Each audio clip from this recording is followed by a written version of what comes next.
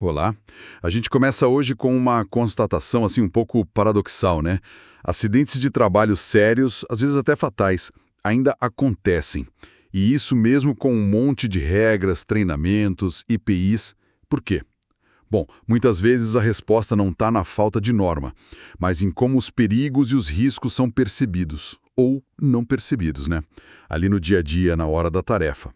Por isso, hoje a nossa análise aprofundada vai mergulhar justamente nisso, na complexidade da percepção de riscos ocupacionais. O nosso objetivo aqui não é só listar perigos, sabe? É tentar entender por que essa percepção falha. E, o mais importante, como é que a gente pode fortalecer a cultura de prevenção para evitar esses acidentes mais graves. E olha, a gente tem um material bem interessante para basear essa conversa. Sim, temos sim.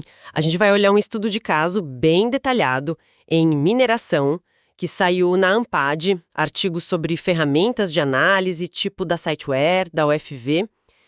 Tem também um estudo bem legal sobre gamificação em treinamento, da Fávero, e alguns textos mais teóricos da Segurança do Trabalho, NWN, RPSO, e até uma apresentação específica sobre percepção de risco. Ótimo. Então o material cobre bastante coisa. A gente vai desde, assim, a psicologia mesmo do trabalhador que sofreu o acidente, sabe? Os medos, as pressões que ele sentia, até ferramentas mais práticas de análise que as empresas podem usar no dia a dia. E também, claro, as estratégias culturais, de comunicação, que são essenciais para melhorar essa percepção na organização inteira. É um olhar em várias camadas, né? Perfeito. Então, para começar, vamos só alinhar dois conceitos que são base para tudo isso. Qual a diferença na prática de perigo e risco quando a gente fala de segurança? Essa é uma distinção fundamental, né? Como as fontes tipo RPCO e apresentação sobre o tema sempre reforçam. Perigo é a fonte, é a situação ou ato com potencial de causar dano. Por exemplo, a eletricidade em si. Trabalhar em altura, um produto químico, é a existência daquela condição que pode machucar ou adoecer. Ok, o perigo existe ali. Isso. Já o risco é quando a gente combina a probabilidade daquele perigo virar um acidente ou uma doença com a gravidade do dano que ele pode causar.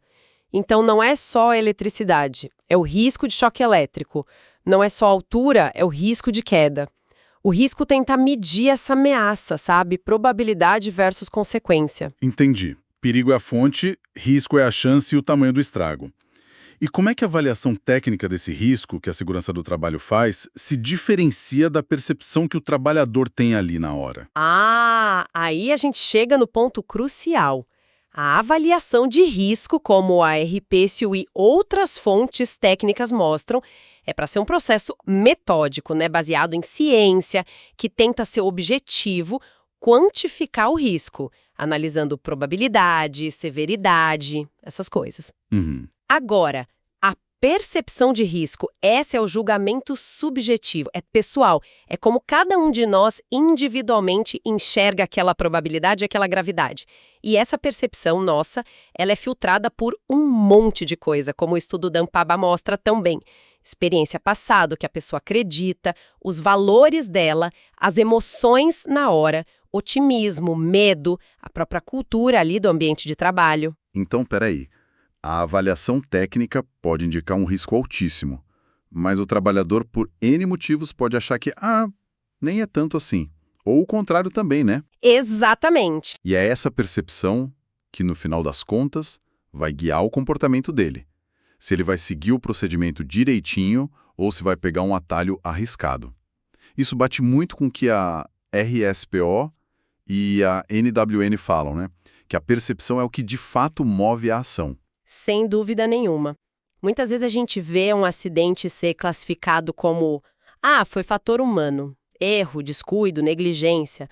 Mas o estudo da ANPAD com os trabalhadores de mineração que se acidentaram, ele nos obriga a ir mais fundo. Ele revela um sofrimento psíquico muitas vezes não dito, sabe? Ligado à pressão por produzir, ao medo de errar, medo de ser punido, a dinâmica cultural da empresa. Nossa! E esse sofrimento todo acaba distorcendo a percepção do risco de um jeito decisivo, mesmo que a pessoa tecnicamente saiba que aquilo é perigoso. Não é só, ele foi negligente, é mais complexo. Isso é muito importante. Quebrar essa visão simplista do fator humano é fundamental. Então, vamos explorar isso. Quais são esses fatores que as fontes apontam que mais distorcem ou diminuem a percepção de risco? Olha, são muitos e eles se misturam, né? Mas a gente pode agrupar para facilitar o entendimento. Começando pelos fatores psicológicos e individuais que o estudo da ANPAD investigou tão de perto. Um exemplo que me marcou muito foi a pressão do tempo, que pode ser real ou só percebida pela pessoa. O trabalhador Otávio, nesse estudo, ele falou da ânsia de liberar sua parte. Mesmo sem ninguém cobrar diretamente, ele sentia que precisava ser rápido, porque rapidez era sinal de competência. E isso levava ele a pular etapas de segurança, sabe? Entendo. Ele internalizou essa pressão. Exato. Outro fator com muita força é o medo da incompetência e da culpa. O Carlos, outro trabalhador do estudo, depois do acidente, ele ficou se questionando: será que eu não tenho condições?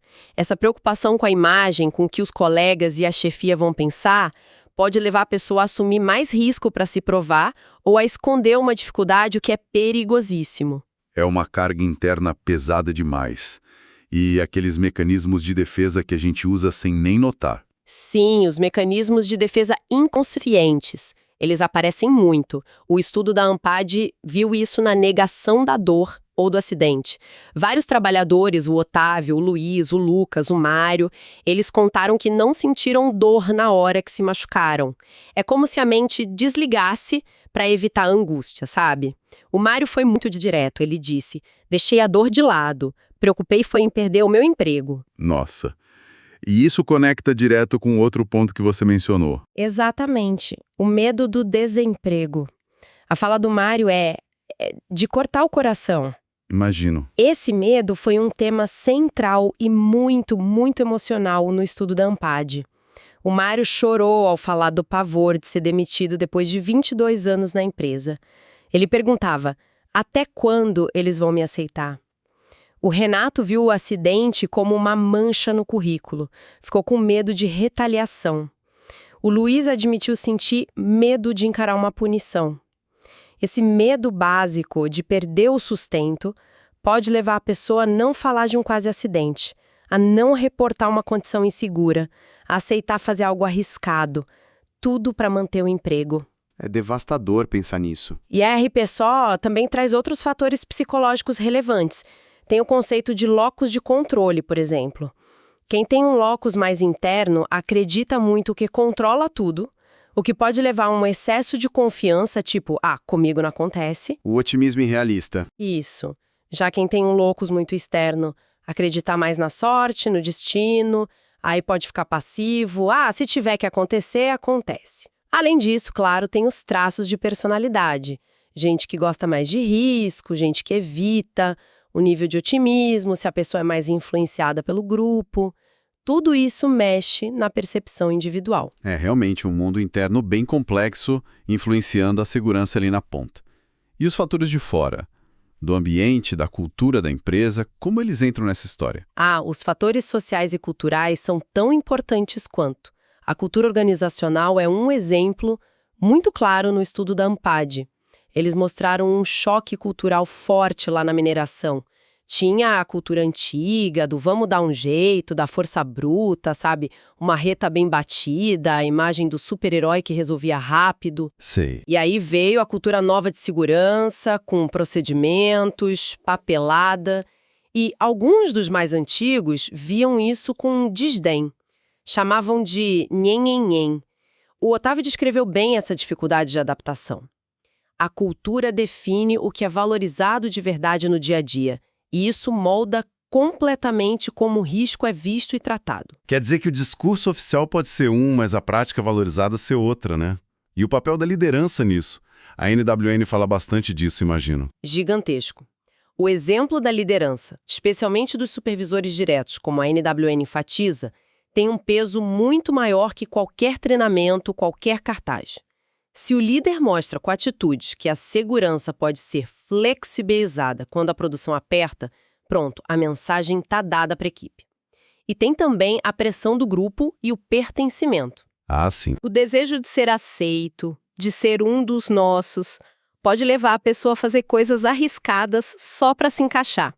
Lembra do caso do Mário no estudo da ANPAD, que ele recebeu uma ligação anônima culpando ele por abaixar os números da placa de dias sem acidentes. Isso mostra a pressão brutal e o medo de ser excluído do grupo. Que situação horrível! E tem mais, a comunicação e o clima de segurança que a RPSO e a NWN destacam. É a percepção de todo mundo sobre os valores, as regras, as práticas de segurança. Se o clima é de medo, se não dá para falar abertamente sobre um risco, sobre um erro, por medo de bronca ou de zoação, é óbvio que a percepção geral dos perigos vai ser prejudicada, ninguém vai falar. E claro, tem a influência cultural externa também da sociedade, que pode normalizar ou minimizar certos riscos. Faz todo sentido. Esses fatores psicológicos e culturais formam um pano de fundo bem denso. Mas e os elementos mais do momento, ligados à tarefa em si? Eles também não afetam a percepção? Com certeza. São os fatores situacionais, que a RPSO também aborda. A familiaridade é um clássico. Risco novo, desconhecido, a gente tende a achar maior. Aquele risco do dia a dia, que a gente convive sempre, pode ser muito subestimado. É o famoso, sempre fiz assim e nunca deu nada. Perigoso isso. Muito. A experiência recente também mexe. Tomou um susto, viu um quase acidente, um colega se machucou. A percepção daquele risco específico sobe, pelo menos por um tempo. A percepção de controle também é chave. Quanto mais a pessoa acha que tem controle sobre a situação, mesmo que seja ilusão, menor tende a ser a percepção do risco. Interessante. As recompensas associadas a correr o risco também pesam. Terminar mais rápido, ganhar um bônus, ser elogiado, tudo isso pode incentivar a aceitar ou diminuir o risco na cabeça da pessoa. E por último, uma coisa básica, mas real, que a NWN aponta, a flutuação da atenção. Ninguém fica 100% ligado o tempo todo. Cansaço, distração, preocupação pessoal, tudo isso diminui a capacidade de perceber os riscos ali no ambiente. É uma teia de influências muito complexa mesmo. Bom, agora que a gente entendeu melhor o porquê dessa percepção falha tanto, vamos focar no como. Que tipo de estratégia, que ferramentas as empresas podem usar para de fato melhorar essa percepção de risco e construir uma cultura de prevenção mais forte que evite acidentes graves? Olha, como eu disse, não tem uma receita de bolo ou uma bala de prata. O que as fontes todas sugerem é uma abordagem em várias frentes, sabe? Combinando ações em níveis diferentes e com foco muito importante no contexto e na cultura da organização, não só em tentar consertar o indivíduo isoladamente. Certo. Um primeiro passo importante é usar ferramentas de análise sistemática de riscos. Fontes como a Citoware citam várias metodologias conhecidas. FMA, que ajuda a pensar no que pode dar errado. A análise Bullseye, que é legal porque visualiza as barreiras de prevenção e de resposta. A árvore de falhas, que mapeia como pequenas falhas podem levar a um evento grande. São ferramentas mais técnicas, né? Isso, são mais técnicas, mas elas ajudam a estruturar a identificação e a avaliação dos riscos de forma mais objetiva. Elas criam uma base comum, um mapa dos perigos, sabe? A matriz de probabilidade e impacto, que também é citada, é uma forma visual, bem simples e útil para ajudar a priorizar onde atacar primeiro. E o planejamento antes de começar o trabalho? A OVA e a apresentação que você mencionou falam da APR, né? Análise preliminar de riscos. Sim, o planejamento prévio é fundamental. A análise preliminar de riscos, a APR, que a OVA e a apresentação destacam, é essencial, mas ela não pode ser só um papel para cumprir tabela, entende? Claro. Risco. E tem que envolver a equipe, para pensar junto nos passos da tarefa, identificar os perigos, avaliar os riscos, definir os controles e só aí executar. A análise de segurança da tarefa é parecida, complementa a APR para tarefas mais específicas ou que surgem de repente. São ferramentas para pensar a segurança antes de agir. Faz sentido. E sobre treinamento e comunicação? As fontes, como aquele estudo da Favero, indicam que o modelo tradicional, tipo palestra, talvez não seja o melhor para mudar percepção e comportamento. O que fazer diferente aí? Esse é um ponto crítico mesmo. O treinamento e a comunicação precisam ser repensados. O estudo da Favero com os trabalhadores foi claro. Eles ficavam insatisfeitos com treinamento longo, chato, com linguagem que não era deles, sem desafio. Muitas vezes o conteúdo não conecta com a realidade e a percepção de risco deles. E aí não muda nada. Exato. E aí é aí que a gamificação, que o estudo da Favero explorou, surge como uma alternativa bem interessante. Eles testaram o Safety Game, um jogo de tabuleiro sobre segurança, e a aprovação foi unânime. Todos acharam que incentivava a aprender, promovia conhecimento e melhorava as habilidades de um jeito mais legal, mais engajador. Usar jogo, desafio, uma competição saudável pode tornar o aprendizado sobre risco muito mais vivo e fácil de lembrar. Que bacana isso, deixar o aprendizado mais ativo. E a comunicação do dia a dia, fora do treinamento formal? A comunicação tem que ser quente, como a NWN sugere. Não adianta só ter uma caixinha de sugestão lá no canto. Precisa ter diálogo frequente e aberto sobre segurança nas equipes. DDS, o diálogo diário de segurança, tem que ser diálogo mesmo, não um monólogo do supervisor. E um ponto fundamental, que várias fontes batem na tecla: tem que criar canais seguros e confiáveis para qualquer um poder falar sobre risco, erro, incidente, até quase acidente, sem nenhum medo de levar bronca ou ser culpado. A tal da segurança psicológica. Isso, é a base. Além disso, usar exemplos concretos ajuda muito. Discutir casos reais de acidentes, sem expor ninguém, claro, ou fazer demonstrações práticas. Olha como esse EPI funciona, ou olha o que acontece se não usar, como foi sugerido na apresentação. Isso tira o risco do abstrato, deixa ele mais palpável. Entendi. Então, além das ferramentas e da comunicação repensada, quais são as estratégias mais de fundo que mexem na cultura e no comportamento mesmo, que são essenciais para essa virada de chave? Essas são as que realmente podem transformar o ambiente a longo prazo. O compromisso visível e inequívoco da liderança, que a gente já falou e a NWN reforça, e que está implícito nos relatos da ANPAD, é o começo de tudo. Os líderes, do chão de fábrica até a diretoria, têm que mostrar com atitudes todo dia que segurança é valor, não só prioridade que muda com a pressão. O exemplo tem que vir de cima. Com certeza. O envolvimento genuíno dos trabalhadores é outra chave, como a NWN aponta. Chamar o pessoal para participar de verdade. Identificar risco junto, ajudar a criar ou revisar procedimento, investigar incidente, fazer checklist. Isso dá um senso de dono, de responsabilidade pela segurança de todo mundo. Implementar e, mais importante, garantir na prática o direito de recusa. Ah, isso é importantíssimo. Fundamental. O trabalhador tem que ter certeza absoluta que ele pode parar uma tarefa se ele achar que está insegura, sem sofrer nada por isso. Nenhuma punição, nenhuma cara feia. A NWN até sugere ter um guardião do direito de recusa, para garantir que isso funcione.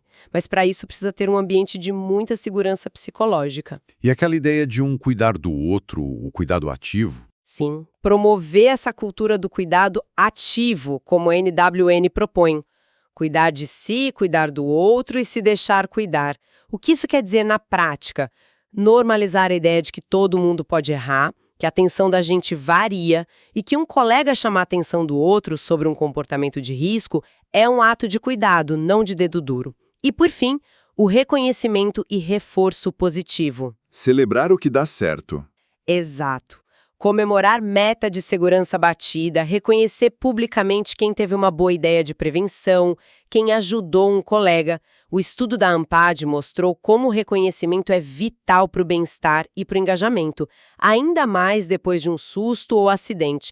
Isso reforça o comportamento que a gente quer ver mais. Fica muito claro, então, que mexer na percepção de risco é bem mais complicado do que só dar informação. Exige entender a fundo a psicologia das pessoas no trabalho, as dinâmicas de grupo e, principalmente, um esforço contínuo para mudar a cultura da empresa. Exatamente. A percepção que cada um tem do risco é o tempo todo influenciada por coisas muito fortes. Medo do desemprego, de errar, de ser julgado, pressão de tempo, de produção, do grupo, a necessidade de ser reconhecido, de pertencer. A cultura da empresa fica sinalizando o que é importante de verdade. E até por defesas que a gente nem percebe, como negar o perigo. A avaliação técnica do risco é necessária, claro, mas ela só vira segurança de verdade se a gente levar em conta como esse risco é percebido, sentido e vivido por quem está lá na linha de frente, com tudo isso influenciando. E as estratégias que parecem funcionar melhor são aquelas que mudam o contexto do trabalho, né? Quer dizer, que criam um ambiente com segurança psicológica, onde dá para falar de risco e erro sem medo, onde a liderança está comprometida de verdade, onde o trabalhador participa das soluções e onde um cuidar do outro vira norma. Precisamente. O objetivo final não é só cumprir lei ou baixar número na planilha. É construir uma cultura de segurança que seja forte, que seja resiliente. Uma cultura onde a segurança não seja só regra, mas um valor que todo mundo compartilha e internaliza, sabe? E que isso influencie a percepção e o comportamento de forma proativa a cada momento, evitando que o perigo vire a tragédia de um acidente grave. Para a gente fechar essa nossa análise de hoje, fica aqui uma reflexão. Se a percepção de risco é tão dinâmica assim, né? Influenciada por fatores internos como o medo, o cansaço, a pressão do momento, e pode mudar muito durante o mesmo dia de trabalho, como é que as organizações podem ir além dos procedimentos formais, tipo a APR, feita lá no começo do turno, para conseguir apoiar e, quem sabe, calibrar essa percepção de risco dos trabalhadores em tempo real, naquele momento crítico, antes e durante a execução da tarefa de risco? Como ajudar a garantir que a percepção esteja mais alinhada com a realidade justamente quando mais importa? Fica aí a provocação para a gente pensar.